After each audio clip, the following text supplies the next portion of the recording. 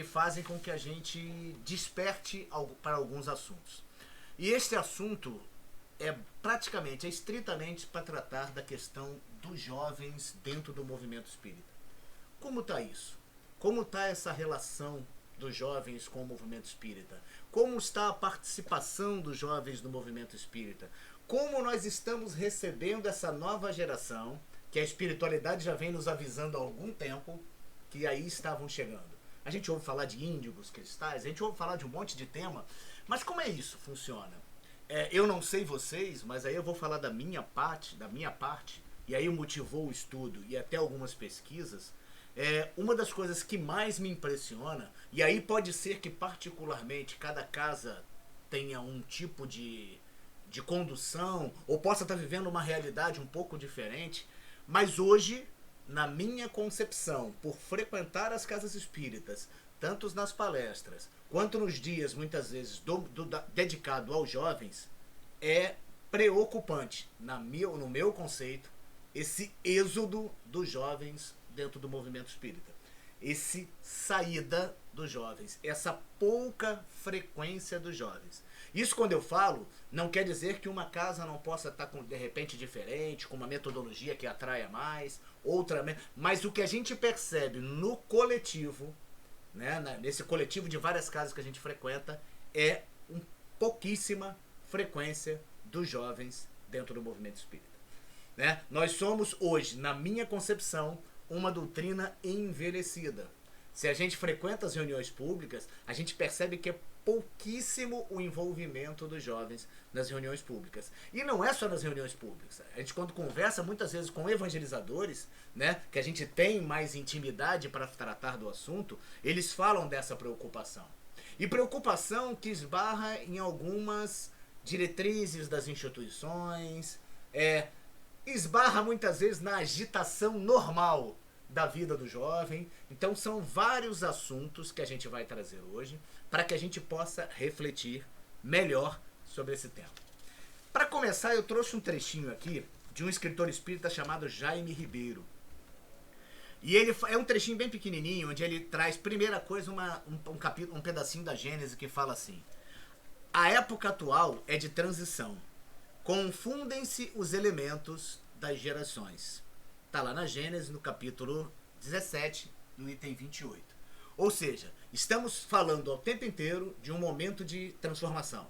Isso é o que está mais em alta no movimento espírita. A gente fala o tempo inteiro que a Terra está no processo de transformação, está no processo de transferência para regeneração, que a gente está mudando. E o reflexo disso tudo dentro da nossa doutrina?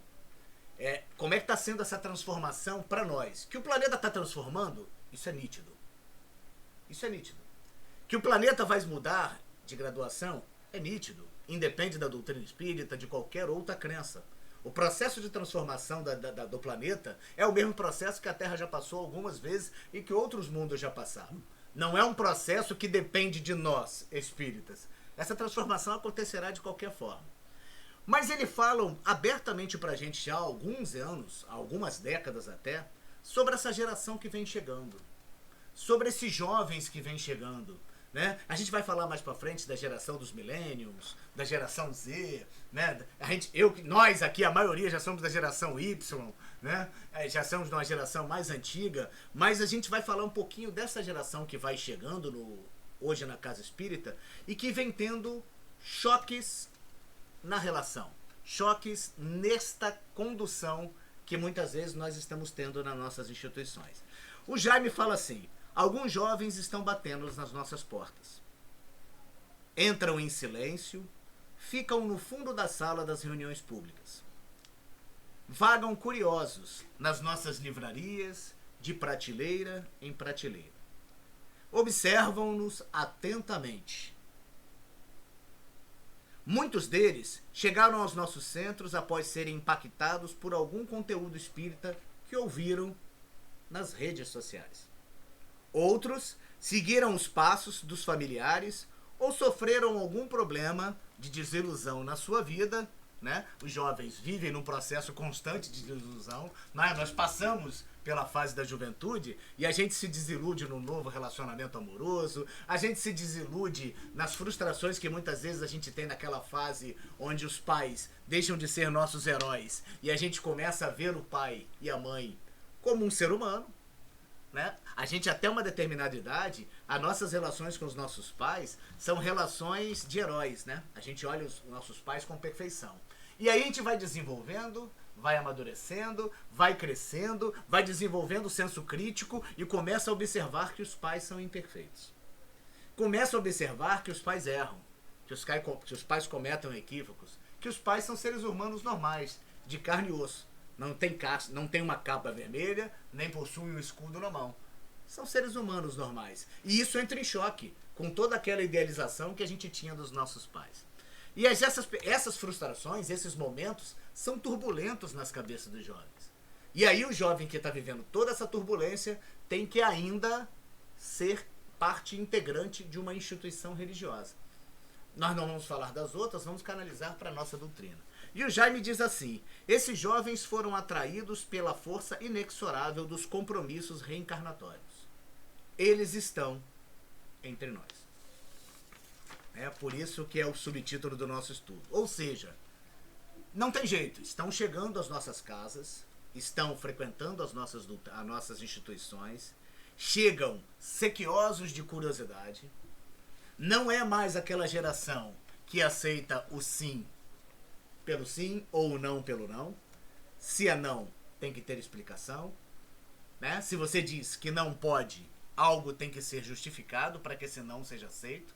Isso seja nas nossas instituições, sejam no nosso lar, né? Essa relação, hoje em dia, nossa, com os nossos jovens, é muito diferente da relação que nós tivemos com os nossos pais.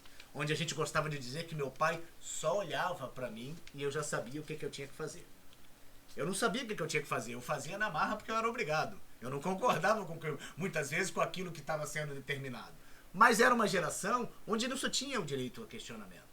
Onde não se tinha o direito, muitas vezes, ao debate, a se posicionar.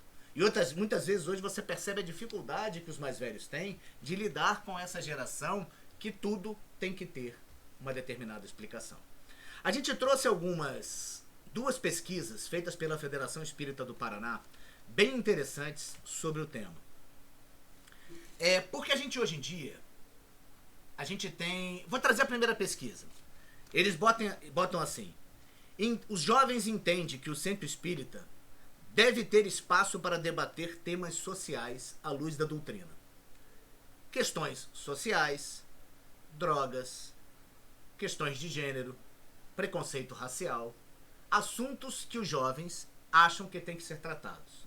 Nessa pesquisa, não disseram 6,3% dos jovens achavam que esses assuntos não deveriam ser debatidos. 4,1% não se posicionaram. 89,6%, quase 90% dos jovens entrevistados, acham que esses assuntos têm e devem ser debatidos na Casa Espírita. Antes da gente entrar no segundo dado da pesquisa, a gente fica sempre com uma pergunta. O jovem, a gente está vendo esse mundo turbulento que a gente vive, né? Onde todos esses temas estão o tempo inteiro nas mídias sociais, na TV, nas novelas, nos filmes, e a gente muitas vezes não os traz para o debate na Casa Espírita. É interessante, você imagina, gente, os jovens vivem esse momento de turbulência. A gente imagina o quantos jovens, isso está lá nos dados dessa pesquisa da Federação Espírita, quantos desses jovens que chegam às nossas casas no dia da evangelização, acabou de sair da sua casa e viu seu pai agredir a sua mãe. Ele acabou de sair da casa dele e ouviu falar que a filha do vizinho foi molestada sexualmente pelo seu padrasto. Ele está no dia a dia na sociedade lidando com as questões de gênero e quer debater isso conosco. Quer trazer isso. E aí a gente vai ofertar a eles o quê? O perispírito. A gente vai falar do perispírito, a gente vai falar do fluido vital, a gente vai falar da doutrina. Sim, conhecimentos que são importantíssimos. Mas que se a gente não trouxer o debate para o dia a dia, é entediante. Se é entediante para nós, imagina para o jovem. Imagina o jovem que saiu da sua casa e viu uma agressão acontecendo dentro do seu lar e estar dentro de uma instituição espírita apenas tratando de temas que não são aqueles que ele vive na sua realidade.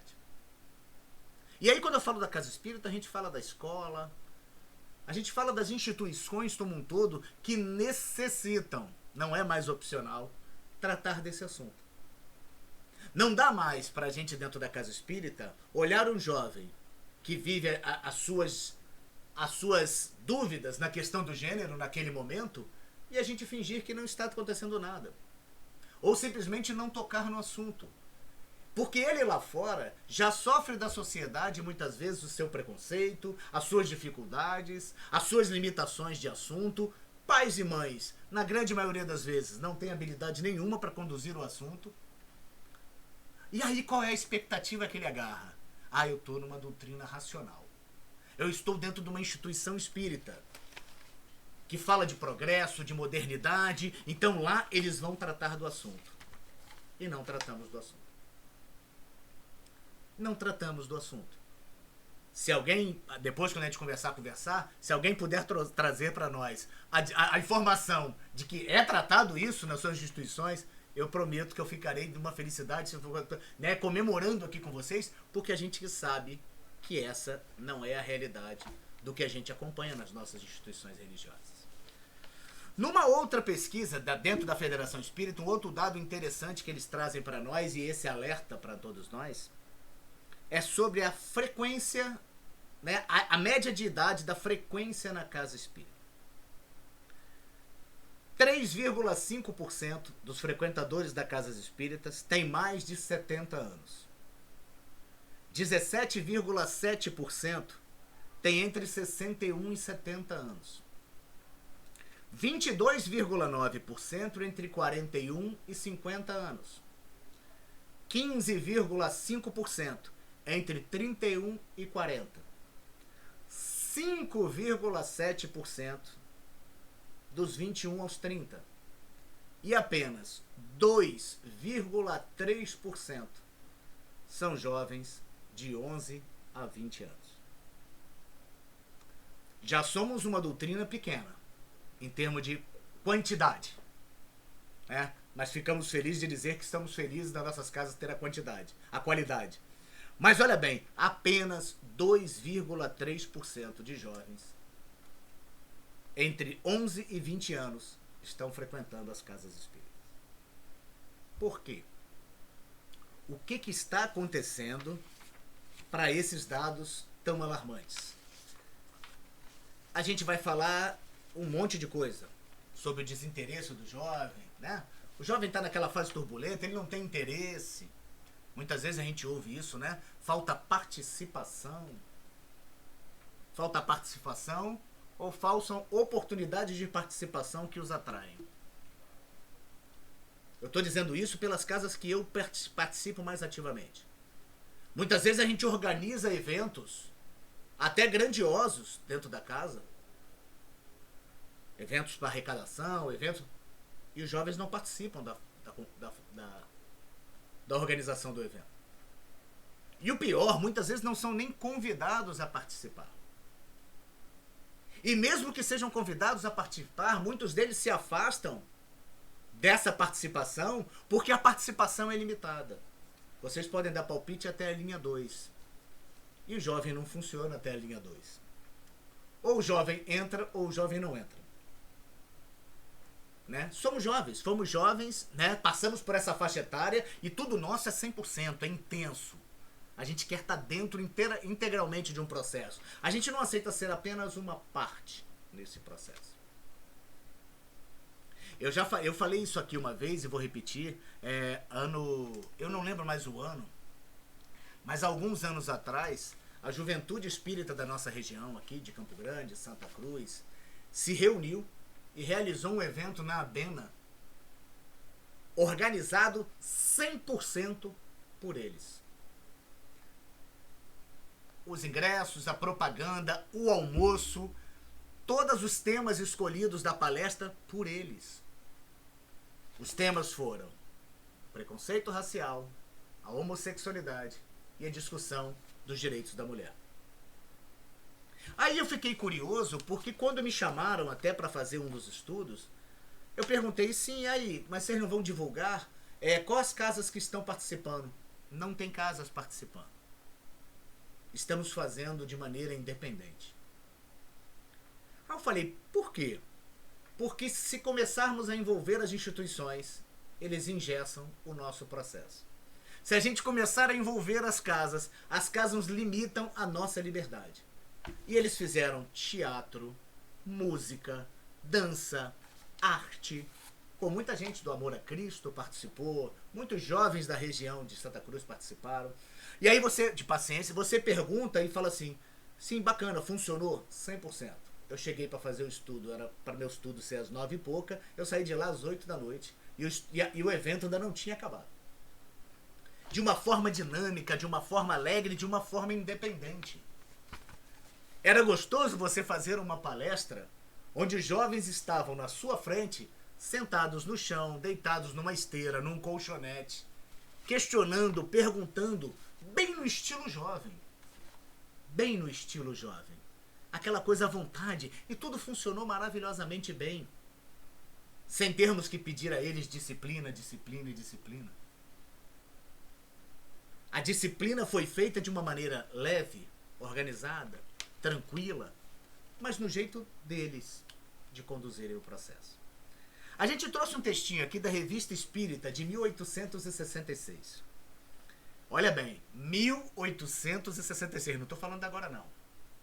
Né? Há quase mais de um século e meio, quase um século e meio atrás. Neste momento, estamos vivenciando o início de uma grande revolução tecnológica, no qual os dados e a inteligência artificial vão revolucionar as estruturas das organizações, afetando significativamente a forma como a humanidade se relaciona entre si.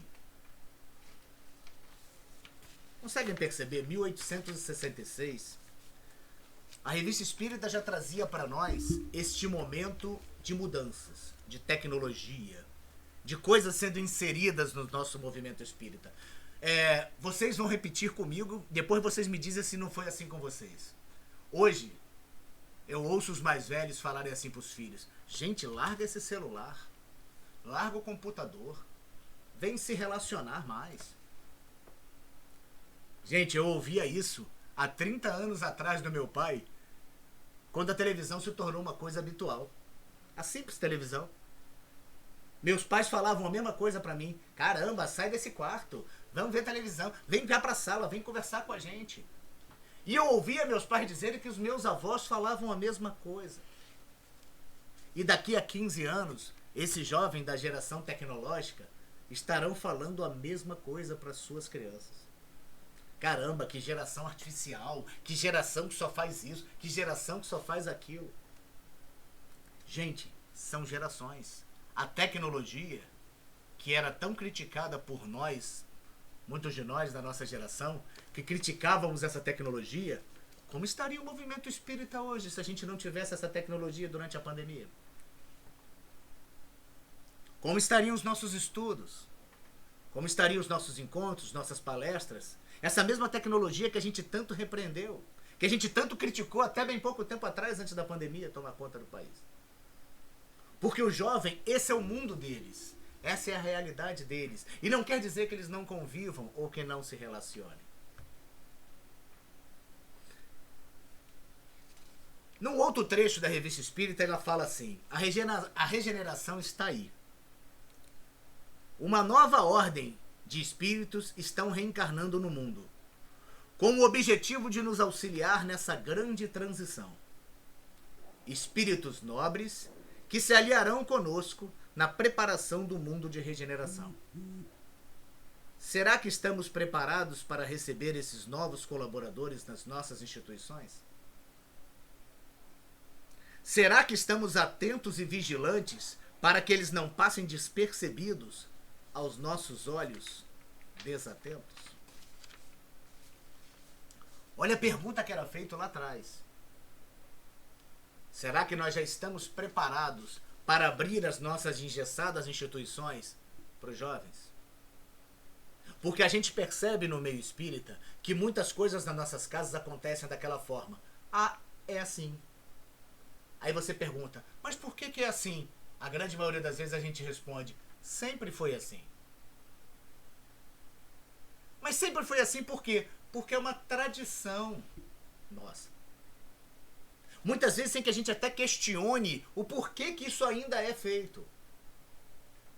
Gente, a gente ainda está numa época onde muitas vezes nós somos orientados a não ouvir outro tipo de música. De vez em quando, no meio da doutrina espírita, a gente ainda ouve pessoas dizendo não leia isso ou não leia aquilo. Eu tenho 50 anos, mas espírito rebelde de 15. Quando alguém diz pra mim e fala assim, não leia, ferrou. Se alguém falar assim, não lê o livro A, é a primeira coisa que eu vou sair correndo pra livraria pra comprar o livro A. Porque se alguém tá me dizendo pra não ler o livro A, eu fiquei curioso. E isso é o jovem. Isso é o espírito de juventude que a gente não pode perder. A gente não pode perder o direito de pensar. A gente não pode... E aí a gente quer fazer com que o jovem chegue e seja moldado. Essa geração não aceita mais ser moldada. Ela quer fazer parte do processo. Ela quer fazer parte desse molde. Ela quer fazer parte dessa fórmula que quer ser adotada nas instituições. Nesse mesmo estudo do Jaime, ele fala aqui, quem são esses jovens? Os jovens passam o dia inteiro interagindo, quase o tempo todo, apenas pelas telas do computador e celulares. São ansiosos, autoconfiantes e não se encaixam facilmente em hierarquias. Por isso que eu falo que a minha idade mental é de 15 anos. Quer acabar comigo é a hierarquia. Quer acabar comigo é aquela coisa de não pode, sem que me explique o porquê. Precisa-se que faça. A hierarquia, ela tem que ser conquistada no exemplo. A hierarquia se conquista nas suas ações, nos seus posicionamentos e não simplesmente no seu cargo dentro de uma instituição religiosa. A sua hierarquia num grupo de evangelização de jovens não será conquistada porque você é o evangelizador. Será conquistada porque você é visto por eles com admiração. Que eles olham para você como um exemplo daquilo que o que você fala, você faz. Não dá mais, na geração atual, que a gente diga uma coisa e faça outra. Para jovem nenhum. Nem para os nossos filhos. Hoje, quando você fala para o seu filho assim, filho, não pode fazer isso. Se você fizer, ele te joga na cara na hora. Ele vai virar para você, pô, mas você falou para mim que não pode fazer, mas tá fazendo igualzinho. Isso antigamente, como é que a gente fazia? Como é que eu te dizia? Os pais olhavam pra tua cara de cara feia, você não falava nada, guardava aquela sua indignação. E parte daquela sua admiração pelos seus pais era perdida. Porque você começava a observar que seu pai só falava, mas não agia. Não fazia aquilo que ele mesmo pregava para você. Ele diz assim, esses jovens, contudo, são mais preparados para lidar com as diversidades, com as diferenças, e se preocupam com o meio ambiente como nunca nos preocupamos na história da humanidade. Alguém aqui da nossa geração, a Juliana deve ser a mais novinha, alguém aqui da nossa geração viveu preocupado com a água? Que a água do mundo ia acabar? Atende, até hoje a gente passa, as pessoas estão empurrando a folha com a mangueira na calçada. Hoje, as crianças chamam a tua atenção se você joga um pedaço de papel no chão. As crianças chamam a sua atenção se você deixa a bica do banheiro aberta de maneira desnecessária. Porque ela ouve isso na escola. E se você é a referência dela, ela vai te cobrar. Ela vai te cobrar. Eu sempre digo do exemplo da minha sobrinha. Eu tenho uma sobrinha que hoje já é uma moça de 25 anos, mas eu lembro uma vez eu na casa dela em Saquarema, eu abri a bica, da geração que não estava nem aí pra água, e comecei a lavar o carro. Quando eu fui passar sabão no carro, eu larguei a bica lá com a água jogando fora. Quando eu fui pegar a mangueira, a água estava desligada. Quando eu procurei, tá aquele pinguinho de gente de uns 4 anos, ela foi lá e desligou a bica. Porque a professora dela disse que a gente não podia desperdiçar água.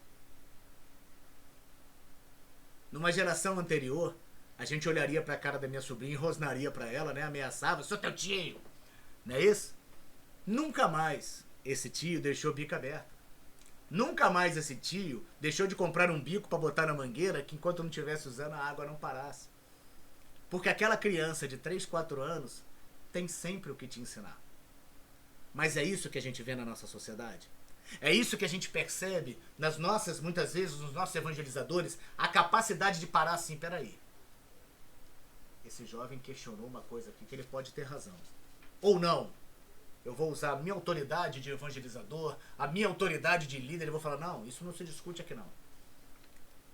É o que a gente percebe muitas vezes no nosso movimento. E aí a gente afasta esses jovens. O Jaime fala assim, continuando quem são esses jovens. Ele fala da geração dos millennials. Isso é bom que a gente vai estudando junto, né? Os millennials é a geração nascida de 80 até o começo dos anos 2000. Acho que só a Juliana, né? Algum outro pode enquadrar na geração dos millennials. Eu já tô lá para a geração do início do alfabeto ainda. Não é isso? É uma geração que é mais propensa, ela era uma geração menos propensa a se vincular a uma instituição religiosa. Estatisticamente, é a época onde a humanidade mais teve crescimento de ateísmo e de agnósticos. É uma geração que começa a questionar a autoridade da religião.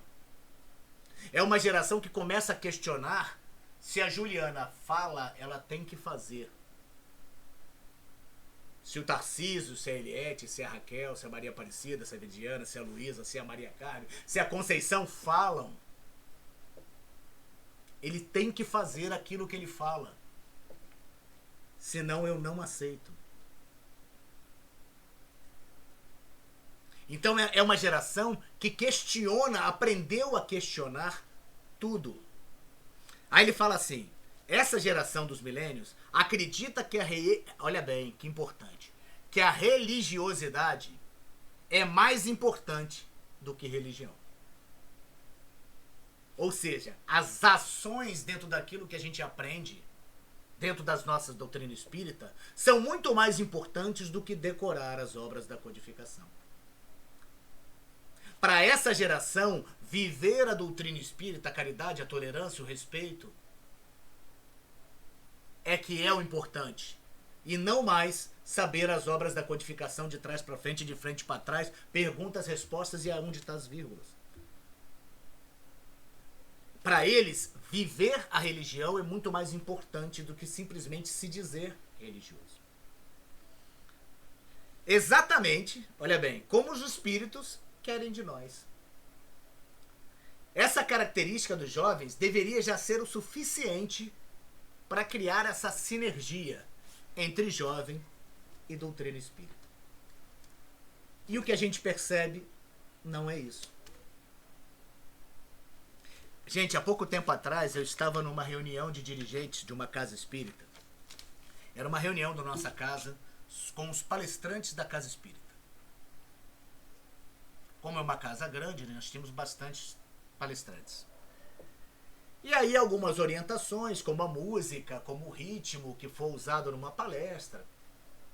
E aí um palestrante levanta a mão e diz assim,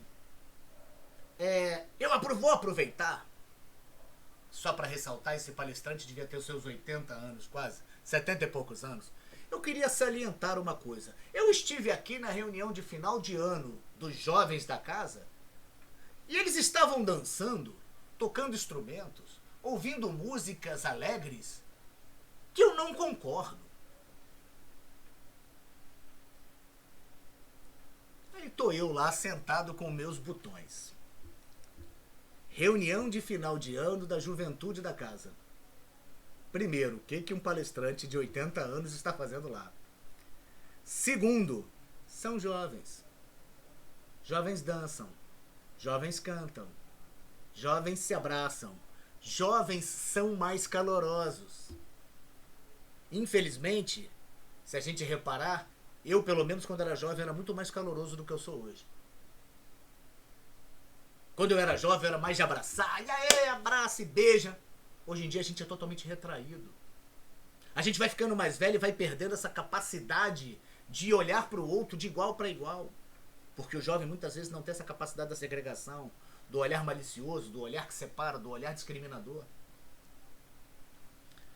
Ele continua dizendo, depois dessa geração dos millennials, já chegou a geração Z, que já nasceu submetida às novas tecnologias. Pessoal que nasceu de 94 a 2010. É a geração dos nativos digitais. Aqueles que sentam na frente desse negócio aqui que a gente está olhando agora e parece que brincam com isso. Isso parece que já nasceu no manual de instrução dos jovens. Né? Os jovens já vêm com esse aplicativo instalado. Tecnologia para ele parece que já vem. Parece não, já vem. O espírito já traz isso.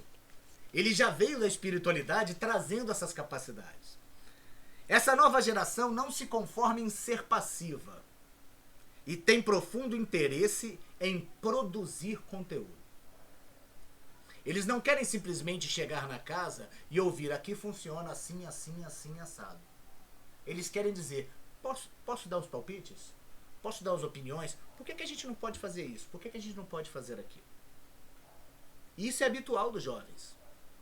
Gente, eu virei espírita com 25 anos de idade. Antes disso, frequentei a igreja católica a minha vida inteira. E lembro da primeira missa, onde os jovens de uma igreja católica tocaram violão e bateram palma. A missa foi um êxtase de alegria. Ao término, um esporro do padre.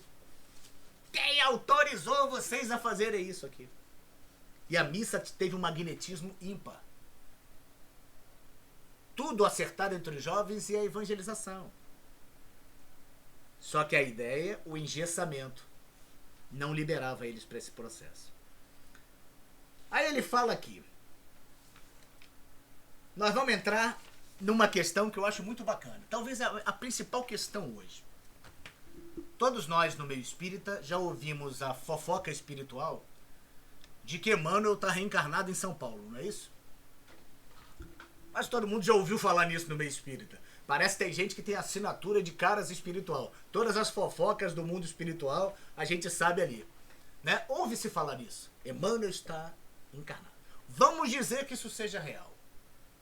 Que Emmanuel já tenha reencarnado, que Chico já tenha reencarnado, que vários desses espíritos que lidaram com a gente já tenham reencarnado. Como seria a nossa reação se Emmanuel chegasse hoje lá no Bezerra de Menezes, lá no Rita de Cássia, tô falando daqueles que eu tô vendo aqui, lá no Arautos, né? Lá nas variadas casas que eu tô vendo aqui, se Emmanuel chegasse menina, pintada de cabelo roxo, com piercing e tatuagem, ouvindo seu smartphone. Como é que seria a nossa receptividade? Com certeza a primeira opinião é que é obsessão. Né? A primeira opinião nossa... esse jovem está precisando passar uma reunião doutrinária urgente porque não está bem. Como seria isso? Ou a gente acha que ainda hoje Emmanuel chegaria jovem numa túnica de encenador romano. Ou chegaria um jovem, né? Imagina com 15 anos, venerando os irmãos, estou de volta a essa instituição. Não ia chegar não, ia chegar batendo na mão, cumprimentando, beijando. E aí, tranquilo, irmão, como é que tá? Era assim que eles vão chegar. E como é que a gente vai receber isso se a gente tá com certos paradigmas, com certos modelos mentais que a gente criou? A gente criou determinados modelos que o jovem na casa espírita tem que ser aquela coisa prendada. Nós, vou dizer por nós somos, na casa espírita, exatamente como somos no dia a dia? Lógico que não. que se fôssemos nós causaríamos espanto dentro da instituição religiosa. Se as pessoas que nos conhecem nas instituições espíritas nos encontrassem no trânsito, no transporte lotado, no ambiente profissional, na relação familiar, ia falar assim, gente, esse pessoal não está aprendendo nada. Porque quando a gente bota o pé naquele portão para dentro, nós vestimos um personagem. O personagem centrado, equilibrado, que vem em busca do estudo, que muitas vezes não conta suas amarguras, não fala das suas dificuldades.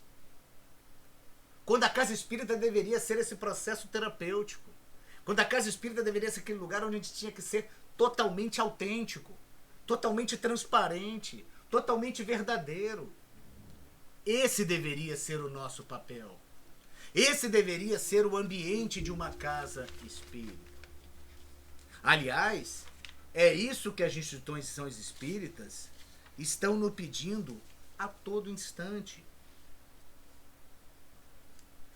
Ele diz assim, nós receberíamos Emmanuel nesta figura, e olha que eu nem botei Emmanuel numa situação de gênero, hein? Eu botei apenas Emmanuel como uma menina de cabelo roxo, de piercing e ouvindo o smartphone. Gente, eu vivi uma experiência interessante. Olha como é que somos nós espíritas. Frequentava uma casa pequenininha em Guadalupe, onde morei muito tempo. E num dia de reunião pública, entrou um casal de jovens. Menino e menina, tatuados, piercing, cabelo pintado de louro, roupa preta, e sentaram para assistir a reunião pública. A reunião transcorreu com vários cochichinhos. Todo mundo, nossa, olha isso. Eu imagino como é que já estava passando na cabeça de tudo a quantidade de obsessores que devia estar com aqueles dois ali.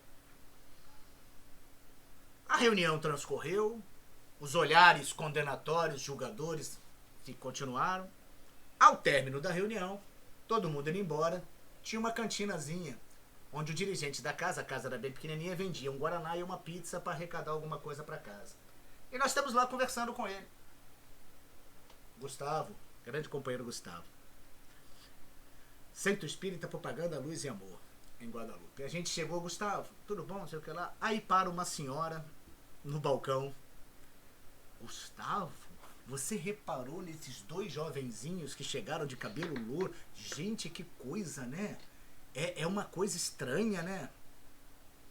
O Gustavo, aquele ser apaixonante com o dirigente da casa, o presidente da Casa Espírita, o diretor, onde todo mundo tinha como exemplo, vira para a senhora e fala assim, ah, vi sim, é meu filho e minha nora.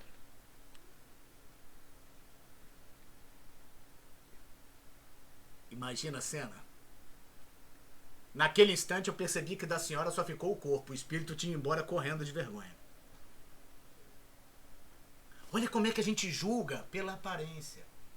E esquece que é jovem.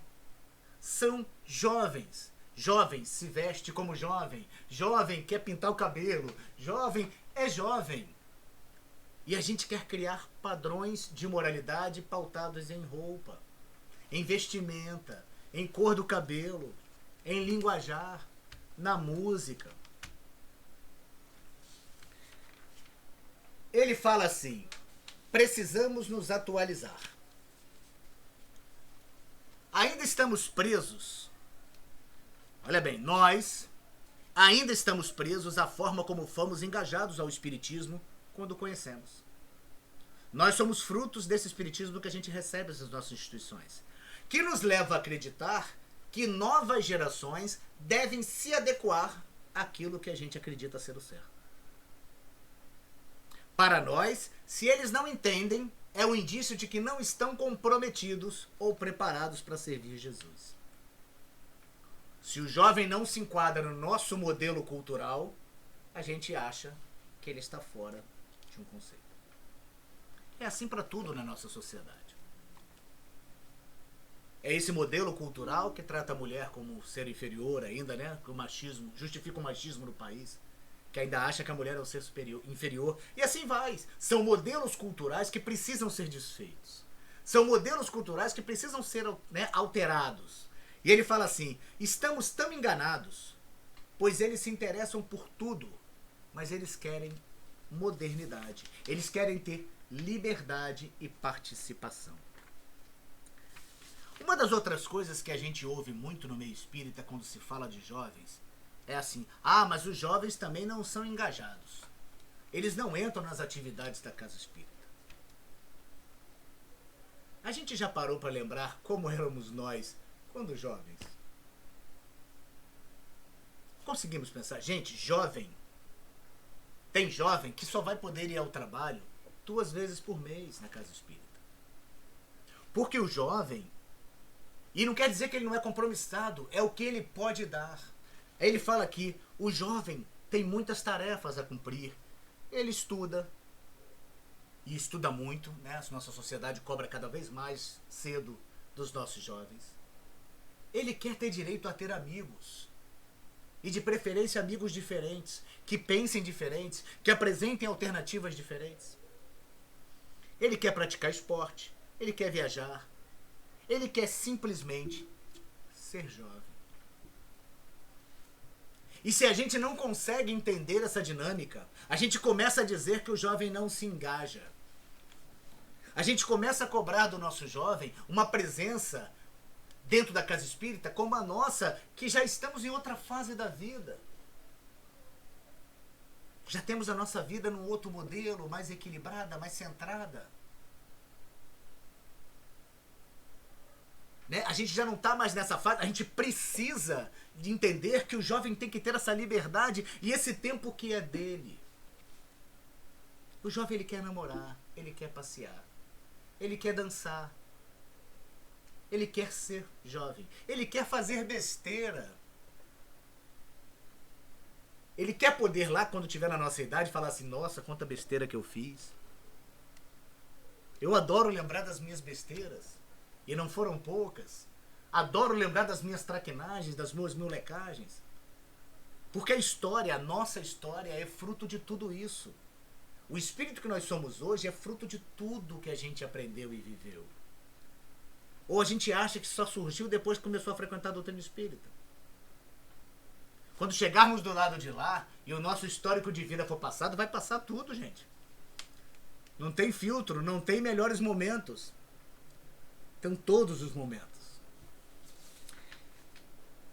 Uma outra coisa interessante que a gente precisa de lembrar, e aí eu já ouvi isso na casa espírita, é que o jovem é criador de problema. Ah, mas também o jovem, tudo o jovem reclama. O jovem faz isso. Gente, são os criadores de problema que fazem a sociedade evoluir. São os criadores de problema que tiram a nossa sociedade do ostracismo e da paralisia. Se nós não tivéssemos os criadores de problema, não teríamos uma sociedade como temos hoje. Ele fala assim, é exatamente essa necessidade das nossas casas espíritas. A gente precisa hoje nas instituições espíritas de criadores de problema. A gente precisa daquele que chega para você e fala assim, não concordo com isso não. Acho que a reunião pública podia ser desse jeito. Acho que deveríamos mudar alguns procedimentos na evangelização. Porque são esses criadores de problema que nos tiram da paralisia da evolução. Quanto a gente já não evoluiu, gente, nas nossas instituições espíritas? Eu conheço pessoas de mais idade que dizem que as instituições espíritas, há algumas décadas atrás, separavam homens de mulheres. Homens ficaram de lado de um banco, mulheres de outro. Pasmem, já li que tinha instituições espíritas onde brancos e negros ficavam separados no início do século. Se não surgissem os criadores de problemas que falavam assim, peraí, gente, acabou isso. Que doutrina racional é essa?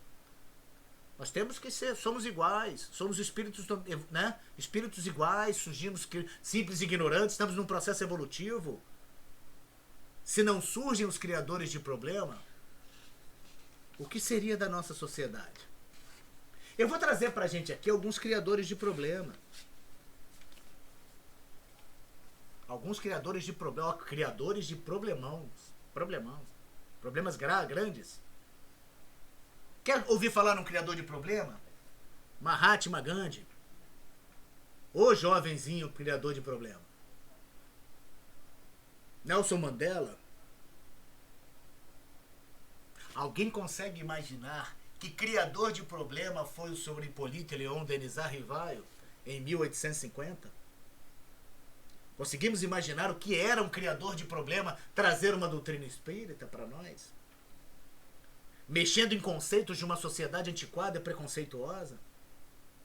Imagina o que era criar problema, uma doutrina que dizia numa época onde alguns pontos do planeta ainda tinha escravidão, que nós somos seres iguais. Imagina que criação de problema, uma doutrina que diz que homens e mulheres têm igualdade de direitos. Imagina o criador de problema que foi um nazareno há 2000 anos atrás. Imagina que jovem criador de problema foi aquele homem, aquele jovem, né, que se morreu com 33, né, se tem um histórico de 3 anos de vida ativa, mas a gente sabe que ele teve a sua adolescência. Imagina quanto problema Cristo não foi para aqueles sacerdotes. Quantas vezes eles devem ter sido vistos como criadores de problemas? Então, só para que a gente comece a perceber que os nossos conceitos do que é criar problema é algo que a gente necessita. Se a gente não tiver essas pessoas que tiram a gente da zona de conforto, e essa é a principal virtude do jovem, a gente estaria paralisado numa doutrina há muito tempo atrás. A gente hoje, até para caminhar, para a gente encerrar, para a gente trocar nosso bate-papo, não tem muita alternativa. Ou a gente se atualiza, ou a gente abre espaço para esse jovem frequentar a nossa instituição, ter voz ativa, ter voz participativa, ser ouvido e realmente participar dos nossos processos. Ou, gente, pasmem, iremos envelhecer e nossas instituições fracassarão no seu intento. Olhem a nossa frequência das nossas casas. Somos uma doutrina envelhecida. Esse conceito de atualização, gente, estão nas maiores empresas do mundo hoje. As empresas, as escolas, as universidades. Está se movimentando para ouvir o jovem, para trazer o jovem. Porque as empresas já perceberam que se a gente não abrir espaço para o que é novo, a empresa vai à falência. A empresa precisa se modernizar. A empresa precisa se atualizar. E se as nossas instituições não fizerem isso, gente, não começar a olhar o jovem como um parceiro e não como um obstáculo, como parte integrante da nossa instituição e não como um desafeto, como algo problemático, nós estaremos fadados a fracasso. Quantos dos nossos jovens hoje dão passo nas casas espíritas, gente? Quantos dos nossos jovens são palestrantes? Quantos dos nossos jovens são dirigentes nas casas espíritas? Quantos dos nossos jovens comandam a evangelização? Vamos dizer pelo mais básico. Nós não achamos. E não é por falta de oportunidade. Oportunize e o jovem vem. Eu ouvi isso há pouco tempo do companheiro Tiago Quirino, do Amor a Cristo, e ele falava, a nossa casa tem uma juventude ativa. E aí sabe o que ele diz para mim? Porque nós lutamos muito para conseguir esse espaço. Nós lutamos muito, lutar mesmo. É choque, é enfrentamento, para fazer com que a gente se conscientize de que eles têm espaço e têm que ter direito de discussão. Não dá mais para você organizar um evento espírita e falar assim, é melhor deixar os jovens fora, que os jovens já vêm com mais ideias muito... São ideias de jovens, que podem ser adaptadas, que podem ser organizadas. Nós tivemos um momento no Centro Espírita Esperança e Luz, muito bacana, aí em Santa Cruz, onde eles quiseram falar sobre as diferenças na festa de aniversário da instituição. E aí convidaram um grupo que muitos de vocês devem conhecer na Zona Oeste, que é o Metamorfose. Um grupo de jovens que fazem teatro espírita. E as meninas foram chamadas para uma reunião junto comigo, porque eu que ia fazer o estudo sobre as diferenças, e elas vieram porque elas iam apresentar uma peça teatral que falava sobre o preconceito, sobre o racismo, sobre a homossexualidade. Só que elas usam a linguagem do jovem, a linguagem objetiva, a linguagem verdadeira. E com termos que muitas vezes podem agredir os ouvidos sensíveis do nosso movimento espírita. Mas quando nós chegamos para elas e falamos assim, gente, dá pra gente trocar a palavra A pela palavra B, que fala a mesma coisa, mas que agride menos, porque vamos ter gente de todas as casas, de várias idades? Os jovens na hora, pô, legal, vamos falar assim. Vamos mudar aqui porque a gente entende. Quando você abre espaço e apresenta sugestões, eles abraçam. Eles entram de cabeça e compreendem, são flexíveis. Muitas vezes a flexibilidade que não acontece é a nossa. Nós, muitas vezes, é que não conseguimos ser flexíveis e ouvir o que eles têm a dizer para nós. E para a gente encerrar, isso é quase que um apelo que a gente leu num texto e que o Jaime trouxe também na sua coisa. Jovem, não desista da doutrina por causa de nós. Se você for um jovem espírita e estiver de alguma forma triste com a gente, persista. A doutrina espírita é o consolador prometido por Jesus. Precisamos de você para executar o que Jesus quer de nós e dessa transição tão esperada. Ouvimos relatos de jovens que se desapontam ao tentar desenvolver alguma atividade e que nós os desapontamos e não damos espaço para que eles participem. E muitas vezes usamos aquilo que eu falei lá no início. Disciplina, disciplina, disciplina. Que eu muitas vezes gosto de trocar por autoritarismo, prepotência e soberba. De achar que só nós temos a razão em tudo que a gente fala. E ele diz assim, diferente do que pensamos, a culpa não é deles, é integrá-los à nossa casa. A responsabilidade é só nossa. É integralmente nossa. Ah, como é que eu faço isso? Não tem outro jeito. Vai ter que modernizar e vai ter que derrubar estruturas antigas. Teremos que derrubar preceitos antigos. Teremos que mudar metodologias antigas, porque senão não dá. É como eu disse, é isso que está sendo feito nas empresas. As escolas, as instituições de ensino mudaram conceitos. Hoje existe uma severa discussão no meio da pedagogia sobre como a gente ensina para os nossos jovens. Porque os jovens estão entediados muitas vezes com a metodologia de ensino que a gente tem. O jovem quer participar. Ele não cabe mais no jovem a decoreba. O jovem quer ser parte presente. Então, para a gente encerrar, gente, é só para que a gente alerte. Ou a gente atualiza, ou a gente moderniza, ou a gente traz eles para ser voz ativa nas nossas instituições, ou estamos fadados a um fracasso. Participei numa rede social de um grupo que eram só jovens mesmo, e eu era muito mais velho do que todos eles. E uma vez vi uma discussão deles sobre isso. Ah, eu estou me afastando da casa espírita. Eu estou só acompanhando a discussão. Porque não dão espaço, não debatem, não discutem. Tudo dizem que a gente não pode isso, não pode aquilo. E eu entrei e falei, gente, pelo amor de Deus. Exatamente como diz o Jaime. Não desistam de nós.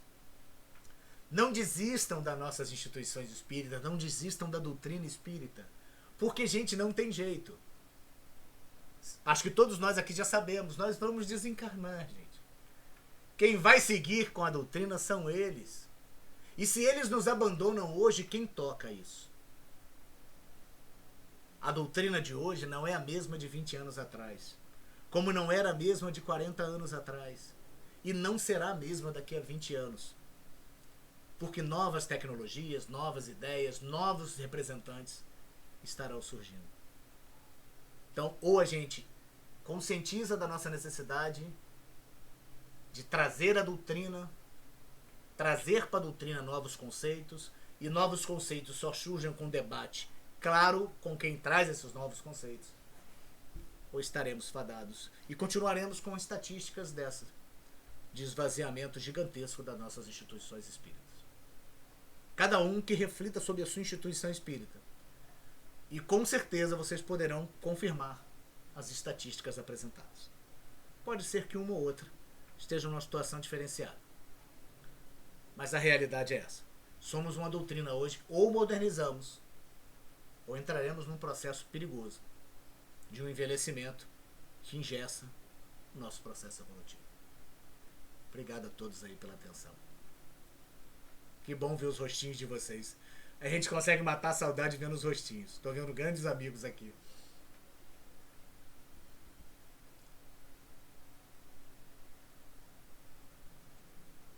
A gente que agradece, amigo, esse banquete espiritual, essas informações maravilhosas aí só para o nosso crescimento. Muito obrigada mesmo. Ah, que isso. Sabe como clareou nossa mente, trouxe reflexões. E sou polêmico, né? Ô cara polêmico, rapaz. Tô te falando, tem 50 anos com cara de 15. Com jeito, mente de 15, não tem jeito. Aí continua rebelde até hoje. Imagina, mas faz muito bem. Traz um frescor para nossa doutrina. É uma preocupação, a gente precisa mesmo. É um assunto muito sério, gente. É assustador você entrar nas reuniões públicas hoje e poder contar nos dedos de uma mão só a quantidade de jovens de menos de 20 anos numa reunião pública. Isso é claro, isso é claro. Renato, e é muito preocupante, porque eu, por exemplo, já tenho 63 anos, né? Grande parte dos participantes das casas espíritas são bem mais velhos e nós vamos partir. Exatamente. E quem é que vai ficar? Quem que vai levar essa doutrina à frente? Vai morrer a doutrina também? Não tem como, né? Então, naturalmente, eles têm realmente que buscar esses jovens para as casas espíritas. E, aliás, não tem outro jeito que não seja abrindo espaço para eles. Não tem outro jeito. É abrindo espaço para nova música, é abrindo espaço para o teatro. É isso, jovem. É abrindo espaço para as direções, para os trabalhos espíritas. Se não acontecer, não é atrativo. Se não for atrativo, eles vão buscar qualquer outra coisa. Eles não falta é coisa, né? Eles não faltam é coisas para se ocupar. Se a gente não souber abrir um espaço para que eles tirem um tempo para nós, a gente vai ficar para outra opção. Fica para depois. Aquele negócio não é só quem participa de EMESC, EMEC Gran, né? EMESC em Santa Cruz, EMEC Gran em Campo Grande. Esses encontros de jovens, né? Somente quem participa que sabe a energia maravilhosa que esses jovens trazem. Nossa, é muito bom, muito bom, muito bom. E Eliette, abriu espaço. Eles vêm. E o jovem tem aquela coisa da tribo, né? Se um vem, gosta, traz. Quando você vê, tá com a casa lotada de jovem, porque eles vão trazendo. Porque eles reclamam porque não tem espaço e não tem liberdade de debate. Então não vai. E aí um vai passando isso pro outro. Do mesmo jeito que se a gente criar o espaço, eles vêm. E quando eles vêm, eles vão trazendo. E vão trazendo outros jovens. O jovem não sabe andar sozinho, ele quer andar em bando, né? E eles estão sempre juntos. Vamos pra casa tal, que a casa tal faz isso. Vai ter um evento não sei aonde. Vai ter um encontro de jovens. Isso não é por que funciona, né? Tão bem a Comerge, os eventos. Porque as pessoas... Ali é o momento deles. Ali é o momento deles. E mesmo assim a gente ainda ingessa o processo. Você estava falando ainda há pouco sobre contando um caso, né? E na hora que você estava falando, eu me lembrei de quando nós fomos à Mansão do Caminho. Nós fomos numa excursão à Mansão do Caminho. E a Josefina, que é a avó do Lucas que é do céu, né? Ela precisou fazer uma cirurgia de emergência. Então, ela mandou o Lucas no lugar. E o Lucas simplesmente estava de dread. Eu contei até isso. O Lucas de dread. Imagina, direto. Dirigindo o passeio espírita de dread. Olha só que espetáculo. De dread, Não, ele não estava dirigindo, não, mas foi no grupo. Foi junto. Né? Foi junto. E do grupo, toda a pessoa que conhecia o Lucas era eu. Né? Eu, inclusive, era do Selvi, né? Fazia estudo, inclusive, com ele. E aí eu conheci o Lucas. Olha, foi uma perturbação, porque tinha um senhor, né? Eu não vou citar o nome da pessoa agora aqui, que estava junto com a gente, e aí ele começou. Eu não sabia que estava acontecendo esse clima assim. E chegou um belo dia, estava eu, junto com os idosos, né? Porque na maior parte do tempo eu fiquei, inclusive, com o Lucas, porque ele ficou muito isolado, né? Porque a maioria das pessoas eram mais velhas mesmo. E aí, a única pessoa de jovem que tinha era Magali. Somente Magali e Lucas. Não tinha mais ninguém, nenhum jovem. O restante era tudo, pessoal já mais não idoso, mas pessoa com mais idade. Então, o que aconteceu? Aí, quando chegou algum momento em que o Lucas foi para a casa de um amigo, porque ele tinha um amigo lá na Bahia e tudo mais, e aí ele foi procurar esse amigo, eu fui e me reuni com o pessoal mais idoso. E aí eu ouço, aí veio esse pessoal e tudo mais, a pessoa está falando, puxa vida, aquele rapaz, o que aquele rapazinho está fazendo aqui? Eu falei, ele é espírita. Ele é espírita? Sim. O dia que imagina se Divaldo desencarnar e voltar na Bahia, e se voltar de dread, tá ferrado. Tá ferrado. Você tá entendendo? Tá ferrado. E aí a gente fica assim olhando, porque as pessoas medem simplesmente pela... Menete, a gente ainda discute nas nossas casas espíritas tatuagem, gente. Pois Parece piada, mas a gente ainda discute em 2020 se a tatuagem causa lesão espiritual. A gente discute o piercing. A gente discute a cor da roupa. A gente ainda discute isso. Parece que a gente quer que o jovem vá de túnica, né? Pra dentro da casa. Jovem é jovem, gente. Jovem vai de bermuda e chinelo. Né? É isso aí. É isso. É isso aí. Eu ouvindo a conversa aqui, boa noite para todo mundo. Boa noite, Flávio. Eu tô assim, boca aberta, porque é 100% o que eu penso. É 100% o que eu vejo hoje dentro da casa espírita, inclusive... Deve ter uns 16 anos mental também, no máximo. Inclusive, eu vou só estender um pouquinho esse pensamento, porque até pessoas mais velhas, inclusive, fogem um pouco do espiritismo em função desse engessamento que a doutrina vive. Né? Até as pessoas mais velhas, inclusive. Hoje, quem procura o espiritismo é alguém que vai indicado porque está passando por um problema e vai lá porque ali vão falar e o passe é muito bom. E se a pessoa simpatizar com o passe, ela vai voltar. Se não simpatizar, ela não volta. E fica aquele mesmo ciclo dentro das mesmas casas. O mesmo processo, né, Flávio? O mesmo processo das religiões que a gente viveu a vida inteira.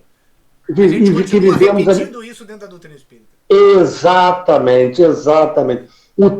Os textos são os mesmos de 30 anos atrás, e quando aparece alguém que tenta mudar pelo menos a palavra, não é o sentido, é a palavra, né, com o mesmo sentido, essa pessoa ela já é olhada com o olho meio torto.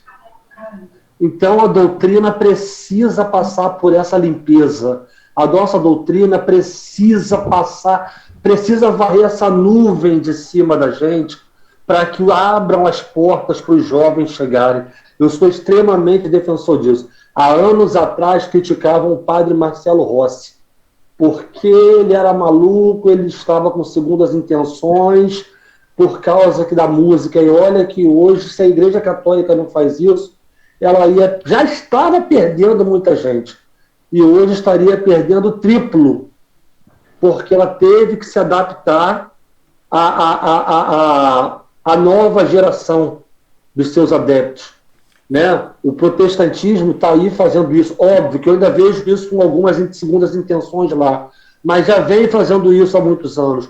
O espiritismo precisa sair desse engessamento urgente. Por que a gente não pode hoje, qualquer casa espírita, você imagina o que seria se a gente oportunizasse para eles chega assim e fala assim, ó, um dos domingos ou um das segundas, uma das nossas reuniões públicas mensais é de vocês.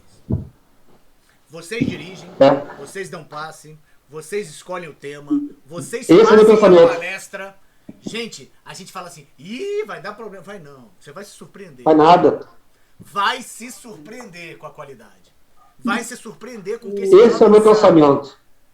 Porque o jovem olha olho no olho, gente. O jovem não tem preconceito racial, o jovem não tem preconceito de sexo. O jovem, ele olha o outro como um ser humano. Exatamente. Fala, exatamente. Nós lá do centro, a gente está cheio de ideias, né, Flávio? Flávio está pedindo a parte de juventude, infância e juventude. Começou esse ano. Só que aí a gente nem pôde fazer nada ainda por conta da pandemia, né, Flávio? Mas estamos pensando de ideia. Aí agora, quando voltar, com certeza a gente vai colocar alguma coisa em prática. Tem o CELV existe um grupo de pessoas dentro do CELV também que defendem essa teoria, né? No Luz e Verdade, de que a gente tenha... É uma ideia que surgiu, que eu estou até adiantando, né? Que algumas pessoas acham, por que a gente não tem uma reunião pública, um domingo por mês, totalmente do comando, totalmente orientado e dirigido por eles. Né? O meu sonho é isso. Isso, e que você converse com eles. Não, tudo bem, você vai chegar lá. É uma ideia até que eu vi isso uma vez, onde eu ouvi falar assim, gente, escolhe um dos palestrantes da casa, faz passar o mês inteiro com jovens, bota ele participando com jovens e trocando com jovens. Vamos fazer a reunião de vocês. Qual o tema que vocês querem fazer? Nós vamos fazer sobre isso. Olha só, tudo bem que você possa dar uns toques. Os toques são legais. Os toques são legais. Você vai falar sobre isso, você pode falar assim, que você vai alcançar do mesmo jeito, né? Porque assim pode parecer agressivo. O jovem, ele é flexível. Isso. Ele só quer espaço. Agora a gente não é flexível. A gente só diz pra ele assim não pode, só pode assim. Aí não tem flexibilidade. E aí perde... Na verdade, eles até querem o toque. Só que eles querem, porque hoje falta quem dê esse toque a eles. Eles sentem em casa, por exemplo, muitas das vezes eles não têm. Porque a mãe está de um lado, o pai está do outro e ele está lá. Né? Então, muitas das vezes, né? Às vezes ele quer esse toque. Mas quem for fazer o toque tem que fazer o toque na visão deles. E não na visão de quem está... Você quer dar o toque, você quer participar, mas você quer botar as suas ideias. E não, não. É que tem que entrar na ideia deles. Exatamente. Esse é meu sonho dentro de uma casa espírita. Essa é a nossa ideia, inclusive, lá no Sede Bem. E meu sonho é ver um sábado. Um sábado.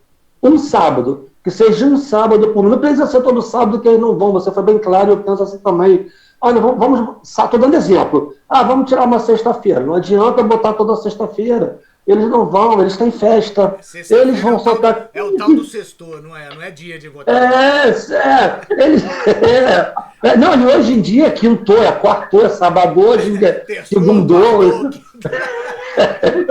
Hoje em dia, é isso, entendeu? Então, assim, quase tem. Sextou era na minha época, lá, muito tempo atrás. Hoje em dia, não tem isso. Vai deixar você estar, né? Quando os pais deixavam, hoje em dia não tem muito isso, não. Mas, assim, a gente fazendo isso uma vez por mês, olha, é de um enriquecimento absurdo. A gente tem muito a aprender, mas muito. E digo mais, não é enriquecimento para eles, não. É enriquecimento para casa. Eu vou dar o meu ponto de vista é esse, meu amigo. A casa espírita, se ela não entender que a participação do jovem é enriquecimento para casa e não para eles, a casa vai perder. Parece que a gente está fazendo um favor para o jovem. Exatamente. A casa espírita já está fazendo um favor. A gente está oportunizando. Que oportunizando o jovem?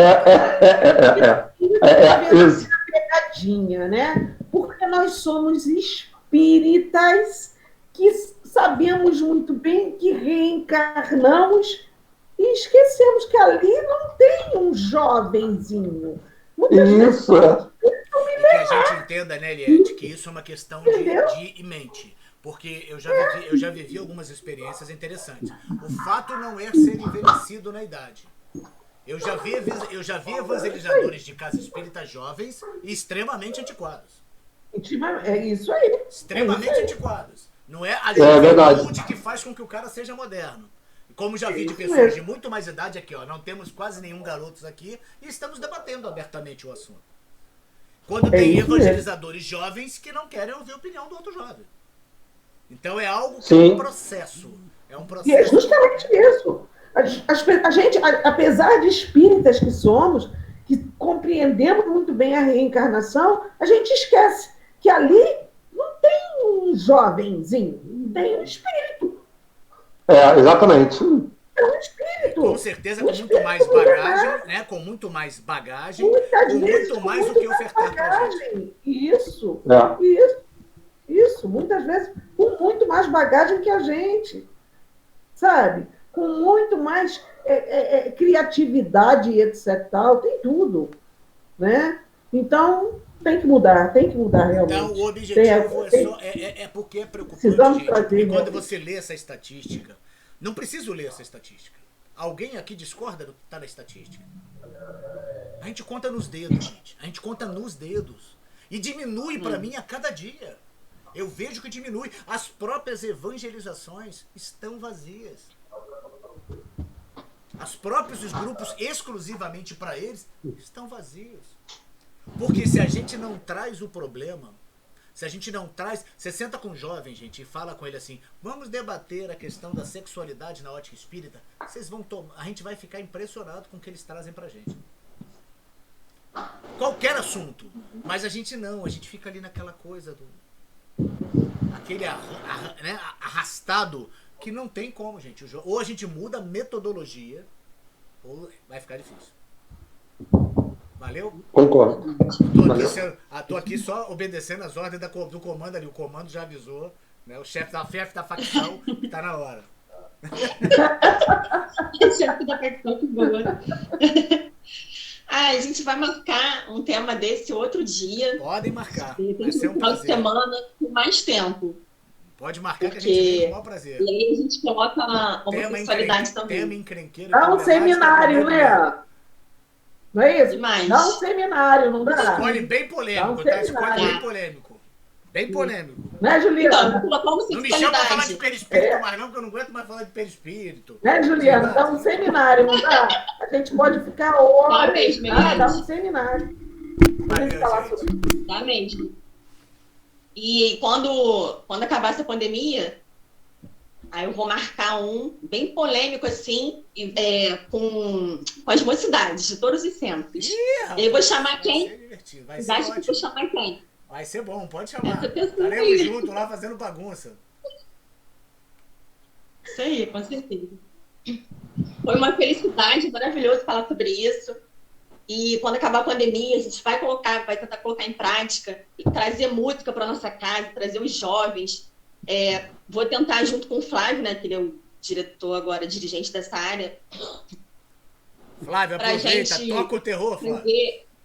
Isso aí, um dia de autonomia para eles, ou mais até, para eles escolherem o expositor, o tema. A gente tá cheio de ideia. Eu e Flávio e a diretoria, a gente está cheio de ideia. Doida para vir que a vacina logo, que é pra gente... Modernidade não tem nada a ver com disciplina. Não tem nada a ver uma coisa com a outra. Você pode ser moderno. Verdade. Você pode ser moderno e manter um clima dentro do que a doutrina pede da gente, sem problema nenhum. Você é tranquilo. Com certeza. Sem sombra de dúvidas. Amei mesmo o estudo. Muito obrigada, amigo. Valeu. Muito obrigada. Até breve. Em breve a gente vai estar pertinho de novo, se Deus quiser. Com certeza. E obrigada a todos vocês que estiveram aqui conosco. Gratidão a todo mundo que está assistindo. Agora a gente vai passar para a prece final. E eu mesma vou fazer, eu ia ver se alguém... Ou alguém deseja fazer a prece final? Sem briga, né? Como dizem. Não precisa brigar, não. Um de cada vez. Como diz o Valmir, não precisa brigar. Então eu vou fazer a prece final. Vamos, então, nesse clima de harmonia e de amizade, fechar os nossos olhos materiais, fechar os olhos espirituais da alma, da energia, abertos,